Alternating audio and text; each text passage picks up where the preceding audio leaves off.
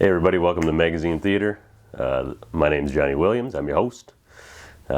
Today we're taking a look at Playboy magazine, September 1985, with this woman on the cover right here, Madonna. You know who she is.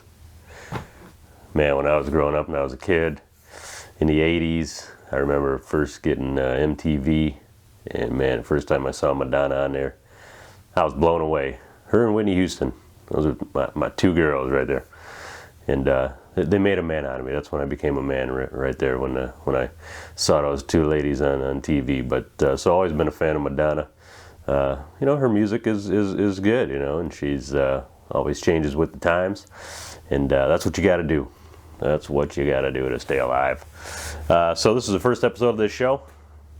Basically, the name says it all, Magazine Theater. I take a look at magazines, all different kinds, from all different times, and just to see what we forgot. You know, usually, you know, you get a magazine and you read it and throw it out, and you never see it again. So it's kind of fun, really doing the research for the show and just seeing how many magazines are out there. There's a magazine for everything. If you're into it, there was a magazine for it, believe me. Let's get into it. First, I want to take a look at, you know, what was actually going on in September of 1985. What was the world like?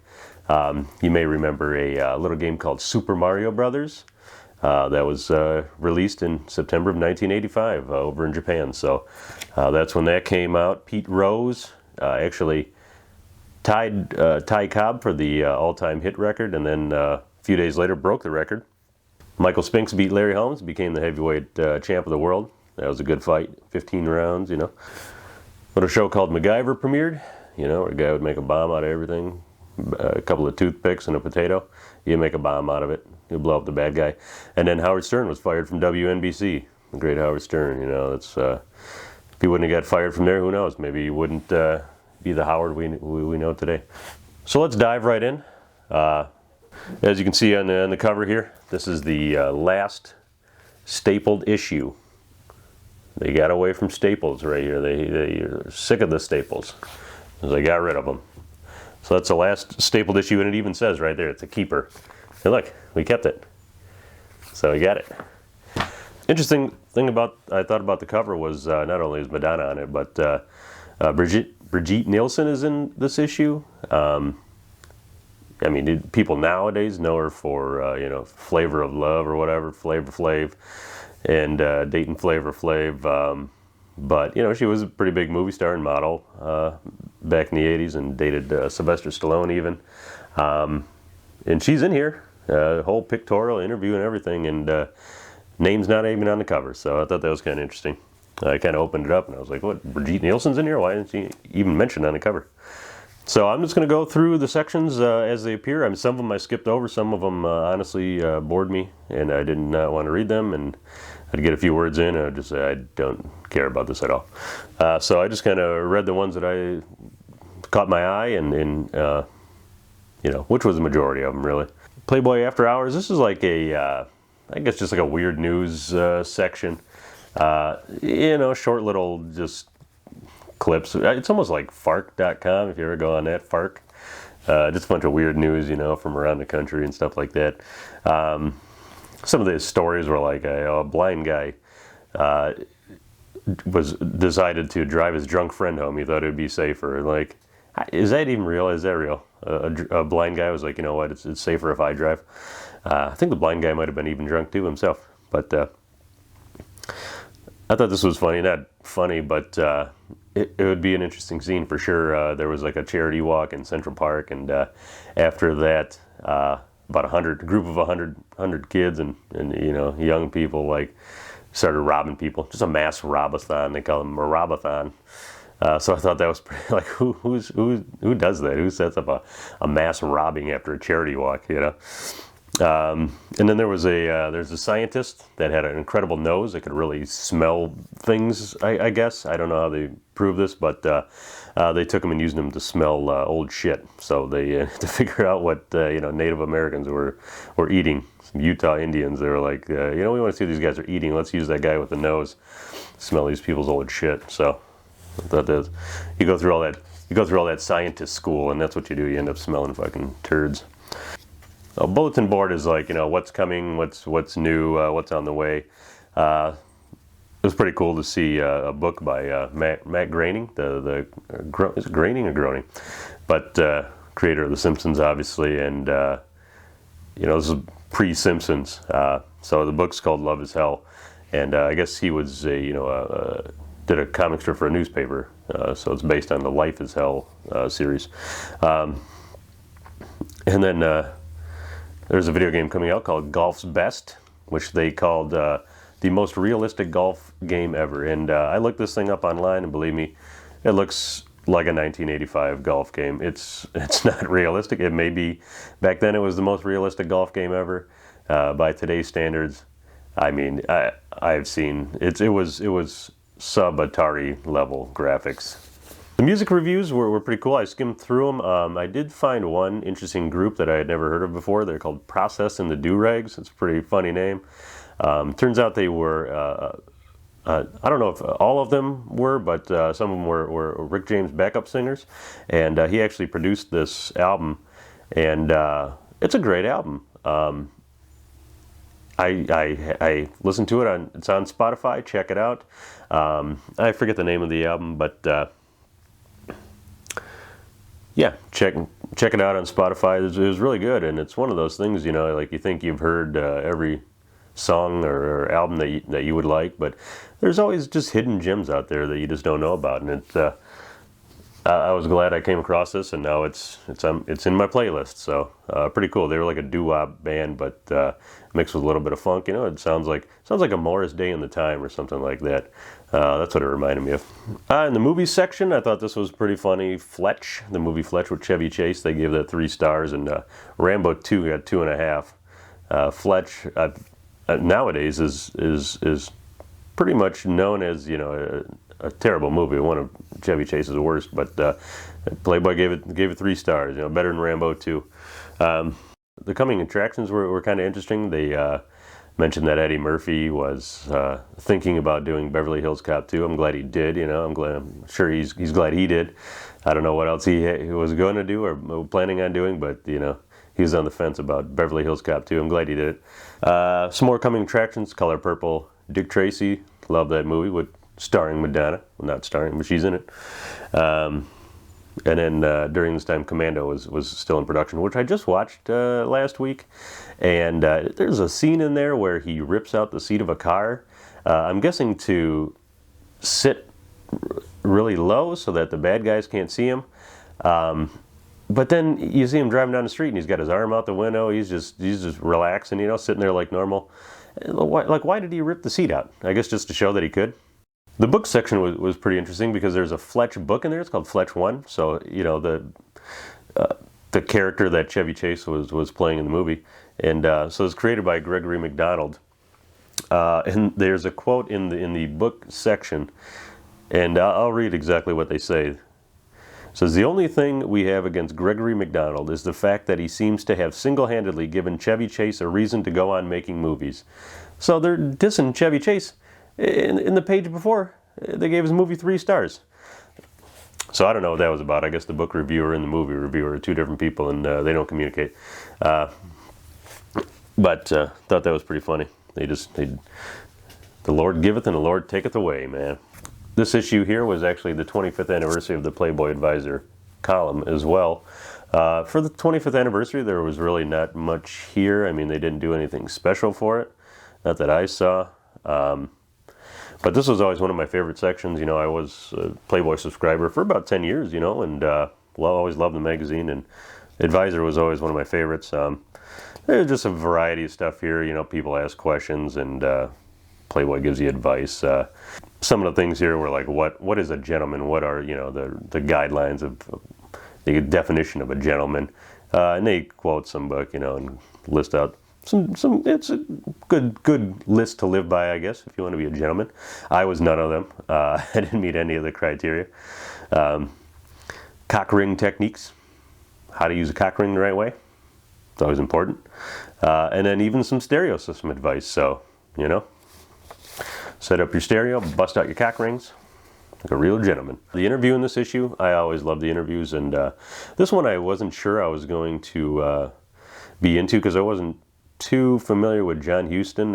You know, he's the father of Angelica Houston, the actress, who was, you know, long time in a relationship with Jack Nicholson, and he was an interesting guy. So I guess he was, yeah, honestly, I didn't really know too much about him before this, but he was a very prolific filmmaker and screenwriter, and made a bunch of movies. The Maltese Falcon, I believe. Yeah, The Maltese Falcon, Chinatown was a great movie, Treasure of the Sierra Madre. I mean, the list just went on and on. A lot from the 50s, you know, 60s, things like that. It's kind of cool. So this starts off the interview, you know, they're going to this island that he lives on in the middle of, you know, nowhere in Mexico, and they got to take a boat there, a little boat, and this guy, John Huston's got emphysema, and they're like, you know, the nearest hospital is, you know, a day away. He's like, yeah, you know, that's how it goes. So I just like to live here. So pretty badass guy. It's pretty cool, you know, old school.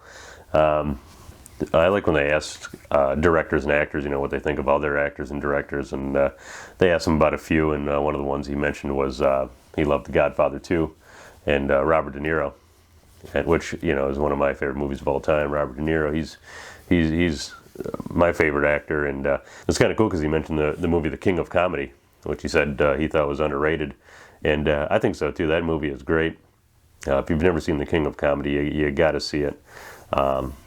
So what, you know, it's Robert De Niro doing dark comedy, and it's really good, really good. Then we get to Brigitte Nielsen, and yeah, again, I thought this was funny because she wasn't listed on the cover, but you know, they give her a few pages, interview her a little bit. Nothing crazy there. I mean, she looked good. This was when she was dating Sylvester Stallone. Her movie Red Sonja had just come out. And then she's going to be in Rocky 4. So, I mean, she's right on the edge of a breakout. So again, you know, I just thought it was weird that she wasn't on the cover for whatever reason. I can't believe she ever dated Flavor Flav. That's just a bizarre couple there. But I can't see how anybody would date Flavor Flav. This cops section was really good. So basically they interviewed a bunch of police officers and detectives anonymously. This one guy had the worst first day ever. Was first on scene for a car accident. One guy had his head was decapitated. The other lady, her nose was clean off. Other, you know, there was a dead kid in there. One kid was in the back of the car still alive, and he was able to get her out of the car. And then he said that she died in his arms and peed all over him. I'm like, you know, I've had some bad days at work, but that was pretty, that tops them all, you know. Never had one that bad. Another guy was on the force for 6 days and got a call that a woman was banging a dog in somebody else's yard, and there she was. They got to this person's yard, and she's back there with a Great Dane, and they had to pull her off of the dog. And another cop arrested these 5 gypsy women that were going around robbing people, and they had babies with them, and they put the babies in the hospital or something, wherever they keep, you know, arrested babies, and one of the women wanted their baby back, so she started spraying the cop with her breast milk, chasing him around. So I thought that was pretty interesting. Not every day you get chased around by a gypsy woman spraying breast milk on you. In the fashion section, lots of wool. Playmate of the month, the centerfold, Venice Cotton. Venice Cotton, that's a pretty cool name. Looks like she's from Jamaica. I saw this and I could have swore that I had this woman's picture on one of my forts when I was a kid. You know, back then when you were young, you basically go around and just find as much pornography as you could. You know, it was constantly like a hunt, trying to find dirty magazines. You know, you'd know your friend's dad or something, or your grandpa or whatever. You know, have them in a box somewhere in a closet, and you're always trying to get this stuff, and then you'd make a fort and post all the pictures up. You know, that was basically what the fort was. Kind of like perverted little birds, you know, just making nests out of pornography. At least I was anyways. I don't know if everybody's childhood was like that, but that's what I was doing.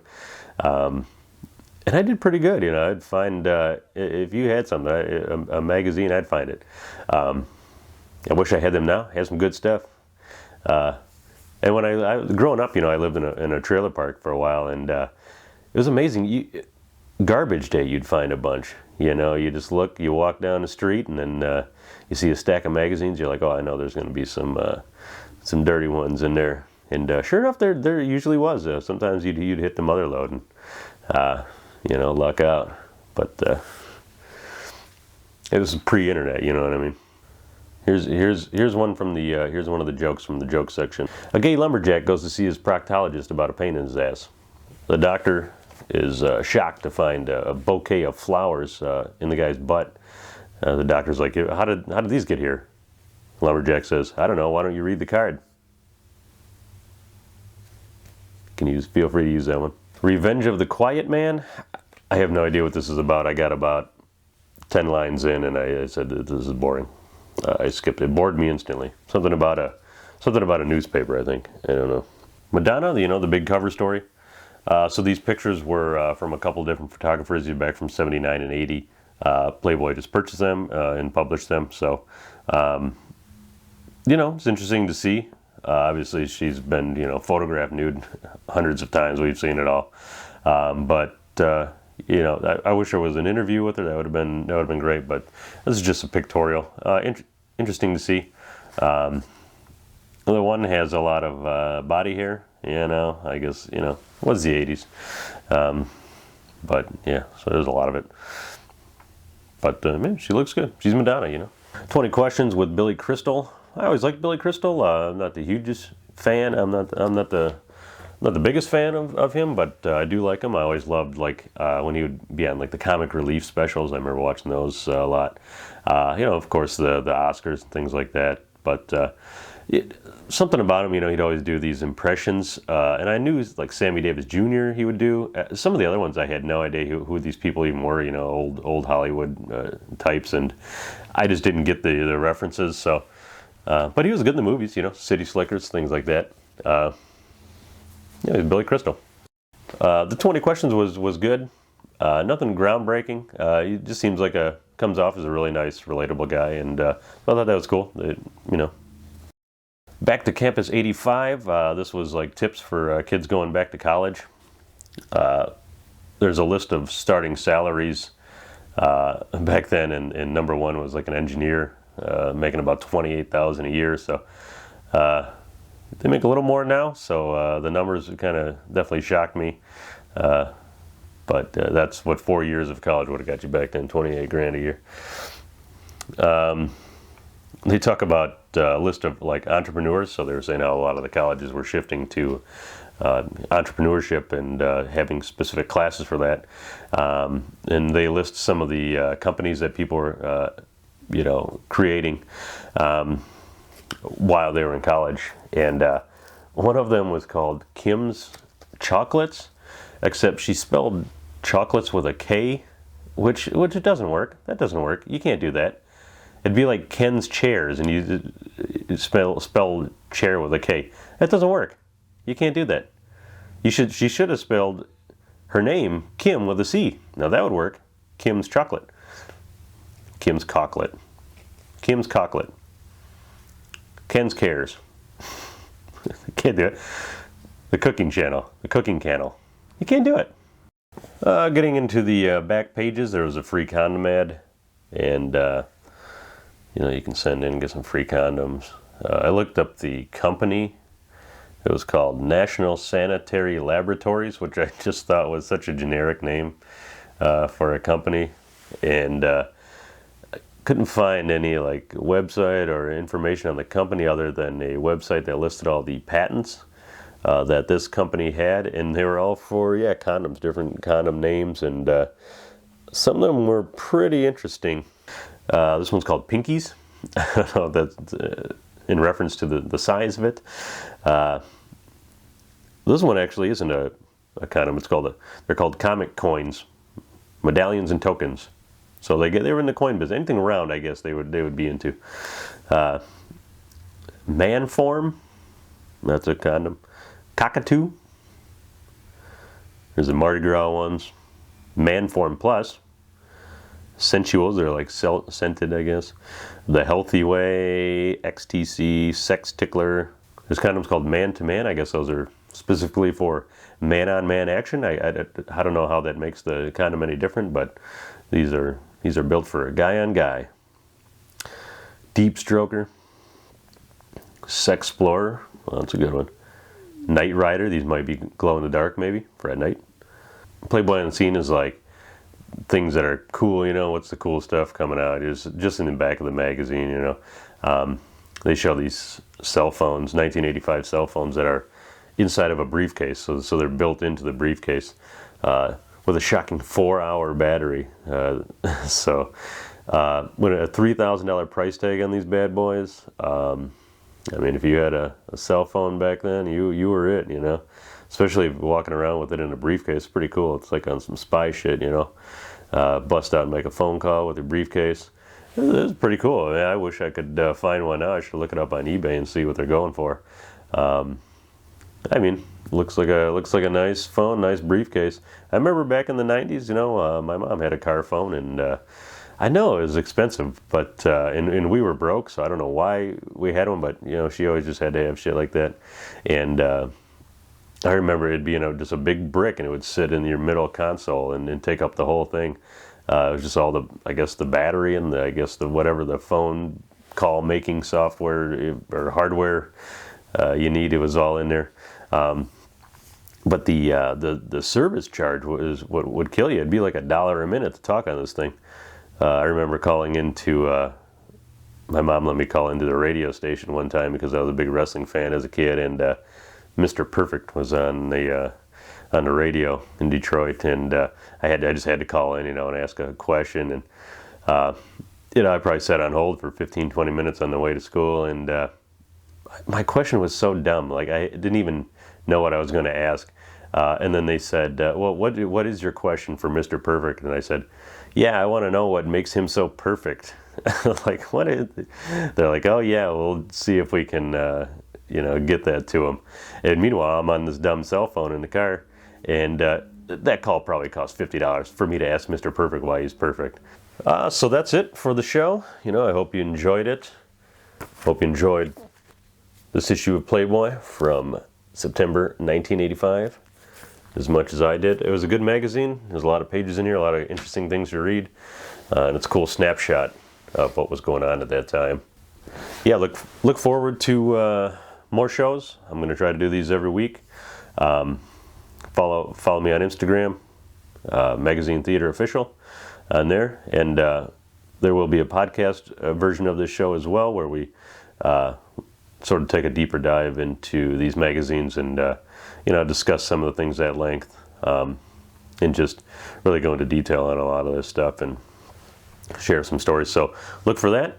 There will be the podcast version of Magazine Theater. And if you have requests for magazines that you want me to do, leave them in the comments. Subscribe, like the video, do whatever you got to do. I appreciate the support so I can keep making these things and keep doing my thing. Hope you enjoy. All right, take it easy. Peace. This Playboy with this beautiful woman, Madonna, on her